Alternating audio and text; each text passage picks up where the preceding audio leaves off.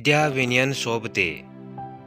एक बार की बात है, गंगा पार होने के लिए कुछ लोग एक नाव में बैठे धीरे धीरे नाव सवारियों के साथ सामने वाले किनारे की ओर बढ़ रही थी।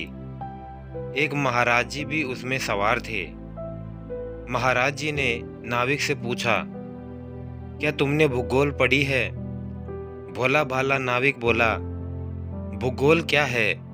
मुझे तो भूगोल का भू भी नहीं पता।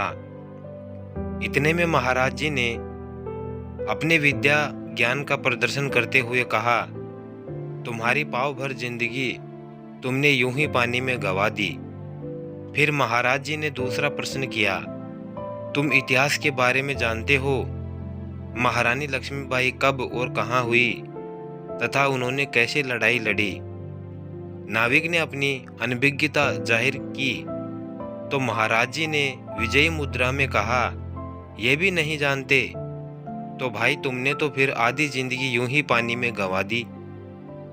एक बार फिर विद्या ज्ञान के अभिमान में महाराज जी ने उस नाविक से तीसरा प्रश्न पूछते हुए कहा, तो तुम महाभारत का भीष्म नाविक संवाद या रामायण का केवट और भगवान श्री राम का संवाद के बारे में जानते हो? अनपढ़ नाविक अब क्या कहे। उसने इशारे में अपना सर हिलाते हुए ना कहा।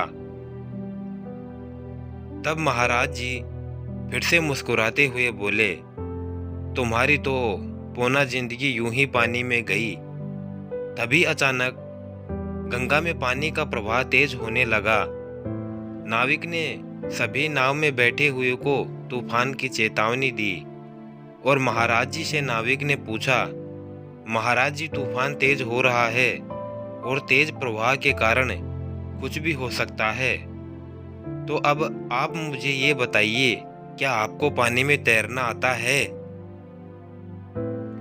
इतना सुन महाराज जी घबरा गए और घबराहट में बोले, भाई मुझे तो तैरना वैरना नहीं आता है।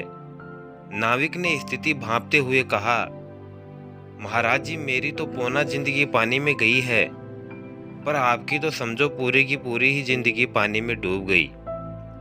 कुछ ही देर में तूफान और तेज होने के कारण पानी का प्रवाह भी तेज हुआ और नाव पानी में पलट गई तथा महाराज जी और सभी नाव में बैठे हुए पानी में गिर गए। महाराज जी को छोड़कर सभी को तैरना आता था तो वो तो निकल गए और महाराज जी पानी में डुबकियां लगाते हुए, बचाओ कोई मुझे बचाओ, नहीं तो मैं डूब जाऊंगा।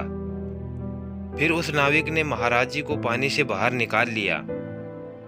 दोस्तों, विद्या ज्ञान वाद विवाद के लिए नहीं है और ना ही दूसरों को नीचा दिखाने के लिए है, लेकिन कभी कभी ज्ञान के अभिमान में लोग इस बात को भूल जाते हैं और दूसरों का अपमान करते बैठते हैं। याद रखिए, शास्त्रों का ज्ञान समस्याओं के समाधान के लिए प्रयोग होना चाहिए, न कि किसी को अपमानित करने के लिए।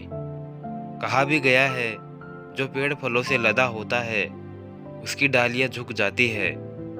धन प्राप्ति होने पर सज्जनों में शालीनता आ जाती है। इसी तरह विद्या जब विनयी के पास आती है तो वह शोभित हो जाती है। इसीलिए संस्कृत में कहा है, विद्या विनयन शोभते। तो दोस्तों, कैसी लगी ये कहानी? अगर अच्छी लगी हो तो एक प्यारा सा लाइक करें और साथ ही साथ चैनल को सब्सक्राइब कर बेल आइकन जरूर प्रेस कर लें, ताकि आने वाले नई वीडियो की नोटिफिकेशन आप तक सबसे पहले पहुंच जाए। वीडियो को अंत तक देखने के लिए आपका दिल से बहुत बहुत धन्यवाद। जय श्री श्याम।